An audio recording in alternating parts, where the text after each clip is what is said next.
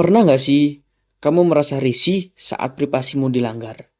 Atau tanpa sadar, kita sendiri yang sering menerobos kenyamanan orang lain demi ego kita.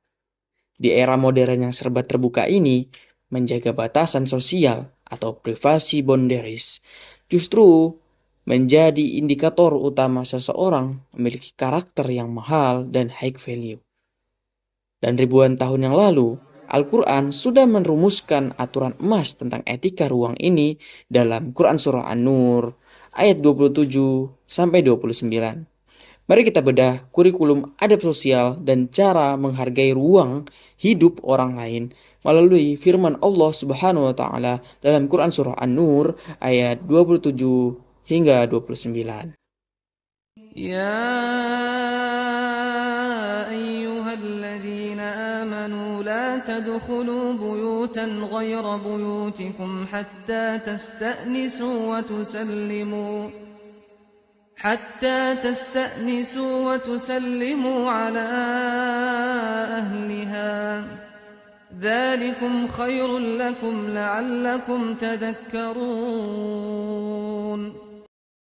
فإن لم تجدوا فيها أحدا فلا تدخلوها حتى يؤذن لكم وإن قيل لكم ارجعوا فارجعوا هو أزكى لكم والله بما تعملون عليم ليس عليكم جناح أن تدخلوا بيوتا غير مسكونة فيها متاع لكم والله يعلم ما تبدون وما تكتمون. Di ayat 27 dan 28, Allah menetapkan aturan tegas saat kita ingin memasuki wilayah privasi orang lain. Kita dilarang masuk sebelum melakukan dua hal, yaitu isti'nas, meminta izin, dan memberi salam kepada penghuninya. Ibnu Katsir dalam tafsirnya menjelaskan bahwa ayat ini adalah etika syariat yang sangat mendasar untuk melindungi hak milik orang lain. Meminta izin itu dianjurkan maksimal 3 kali. Jika setelah 3 kali tidak ada jawaban atau tidak diizinkan, maka kita diperintahkan untuk pulang atau kembali. Bahkan di ayat 28 ditegaskan, wa in qila lakum urji'u farji'u huwa azka lakum. Dan jika dikatakan kepadamu kembalilah, maka hendaklah kamu kembali. Itu lebih suci bagimu. Imam Al-Qurtubi menambahkan detail yang sangat menarik dalam kitab tafsirnya. Ketika kita mengetuk pintu, lalu pemilik rumah bertanya, "Siapa itu?" Jangan pernah menjawab dengan kata "aku." Berdasarkan riwayat sahabat Jabir bin Abdullah, Rasulullah Shallallahu Alaihi Wasallam sangat membenci jawaban "aku" karena tidak menjelaskan identitas dengan jelas.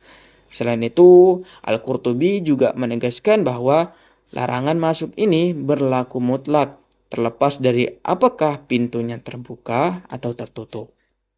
Sementara itu, Kiai Haji Bahauddin Nur Salim atau biasa disebut dengan Gus Baha memberikan penjelasan kontekstual yang luar biasa. Beliau menekankan bahwa ukuran kenyamanan bertamu harus sesuai dengan kaidah la darara wa la dirara. Artinya jangan sampai kedatangan kita mengganggu pemilik rumah atau merugikan diri kita sendiri. Karakter yang matang tahu kapan harus melangkah masuk dan tahu kapan harus mundur dengan lapang dada. Lalu bagaimana dengan tempat umum atau fasilitas publik? Nah, di ayat 29 Allah memberikan kelonggaran. Tidak ada dosa bagi kita untuk memasuki rumah atau bangunan yang tidak dihuni, selama di dalamnya ada keperluan atau kemanfaatan bagi kita, seperti toko atau pasar. Ibnu Katsir menjelaskan bahwa kita tidak berdosa memasuki tempat-tempat yang memang disediakan untuk umum tanpa perlu meminta izin terlebih dahulu. Namun, Imam Al-Qurtubi menjelaskan alasan filosofis di balik perbedaan ini. Kewajiban meminta izin di rumah tinggal sebenarnya bertujuan untuk menjaga pandangan dari hal-hal privat yang dilarang untuk dilihat. Sedangkan di ruang publik, fokus pendidikannya bergeser pada integritas batin kita sendiri. Mengapa? Karena di akhir ayat Allah mengingatkan bahwa Allah mengetahui apa yang kita tampakkan dan apa yang kita sembunyikan. Di ruang privat, kita dididik untuk menghormati orang lain, sedangkan di ruang publik, kita dididik untuk menjaga kejujuran diri sendiri meskipun tidak ada manusia yang mengawasi.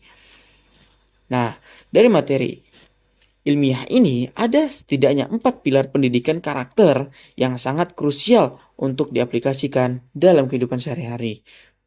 Yang pertama, pendidikan adab di atas ilmu.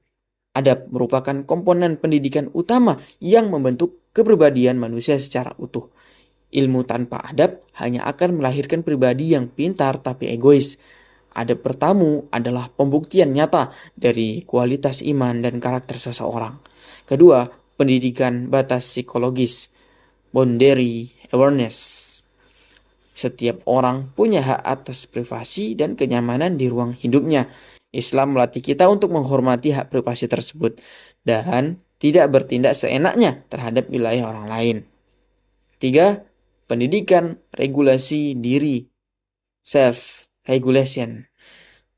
Nah, saat ditolak atau diminta kembali oleh tuan rumah, syariat meminta kita pulang dengan lapang dada karena itu lebih menjaga kesucian hati. Ini adalah latihan mental agar kita tidak reaktif, tidak mudah tersinggung, dan mampu mengendalikan ego.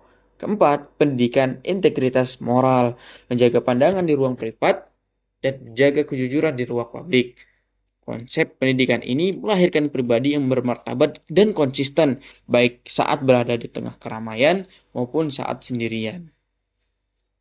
Quran Surah An-Nur ayat 27 sampai 29 mengajarkan kita bahwa menjaga batasan bukan berarti membangun jarak, melainkan cara terbaik untuk merawat keharmonisan hubungan manusia.